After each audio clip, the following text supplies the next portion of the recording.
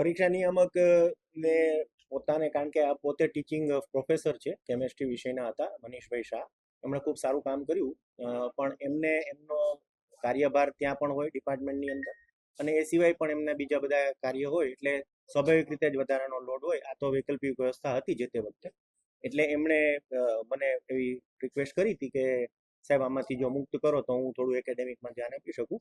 તે આપણે ગ્રાહ્ય રાખ્યું છે અને એમનું રાજીનામું આપણે મંજૂર કર્યું છે. રહી વાત નવો ચાર્જ આપવાની, તો એક બે નામ અત્યારે અમારી પાસે આવ્યા છે કે જે સાથે વાત કરવાની, કારણ કે આ એક બહુ મોટી જવાબદારી હોય છે. આપ તો જાણો છો, કારણ કે પરીક્ષા નિયામક એ મોટી જવાબદારી, વિશેષ જવાબદારી હોય છે. એટલે સીધું સીધું હું અત્યારે જેમ કહી દઉં કે આને ચાર્જ આપ્યો છે એવું ન થાય, કારણ કે આ હજી ગઈકાલ સાંજની, તમે જાણો છો, ગઈકાલે સાંજે 6 વાગ્યા પછીની ઘટના છે. એટલે આજે થોડું આ રજૂઆત હતી વિદ્યાર્થીઓની, એટલે એટલા માટે હું હતો. હવેના સમયની અંદર કદાચ 2-3 કલાકની અંદર નવા પરીક્ષા નિયામક છે એની નામની આપણે ઘોષણા કરી દઈએ.